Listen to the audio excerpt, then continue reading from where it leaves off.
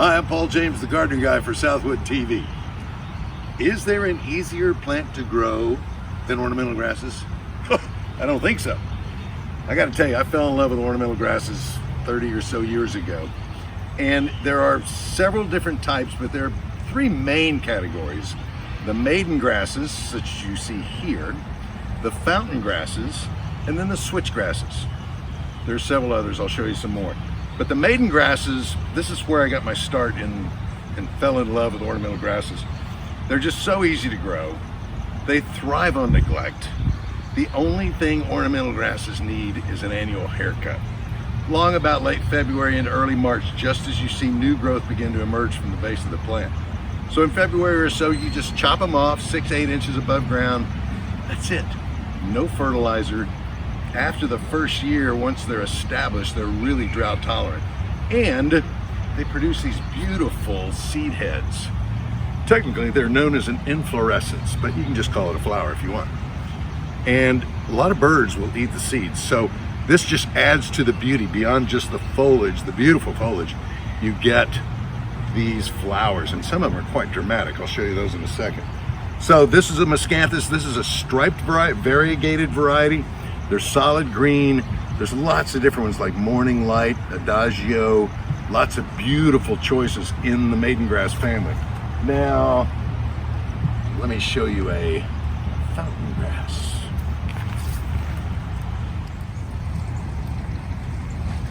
And here you've got one of the fountain grasses.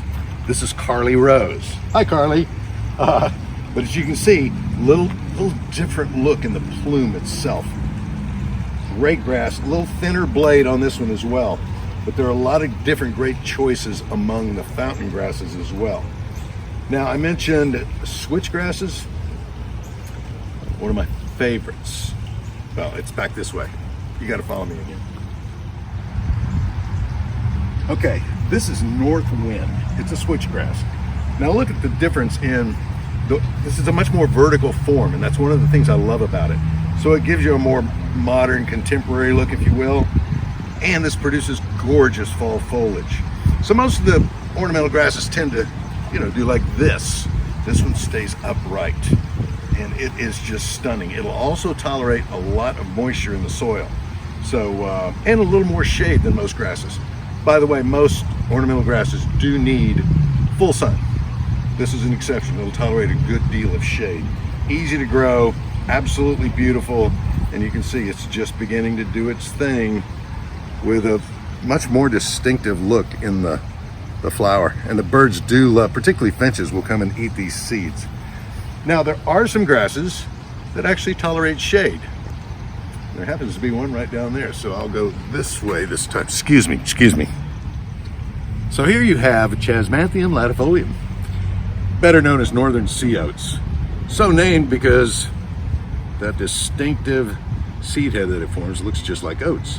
Now this will tolerate moist soil, and it will tolerate a lot of shade, pretty much full shade actually.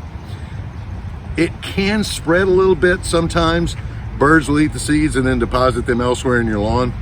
But it's a great grass for shade, and a lot of people want something very low maintenance like an ornamental grass in a shady spot.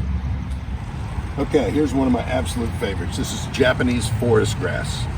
Shade tolerant grass. It can handle, a couple hours of morning sun is fine. But this stuff is so beautiful to me. And it grows well in containers as well as in the ground.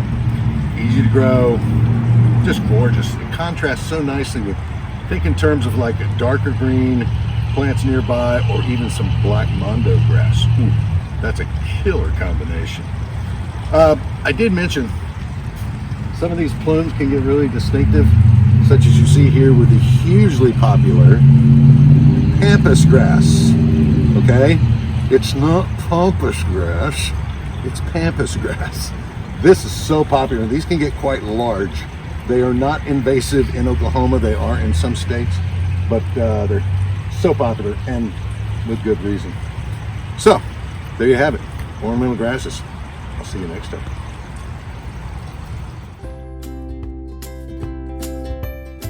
It's pampas grass, not pampas grass.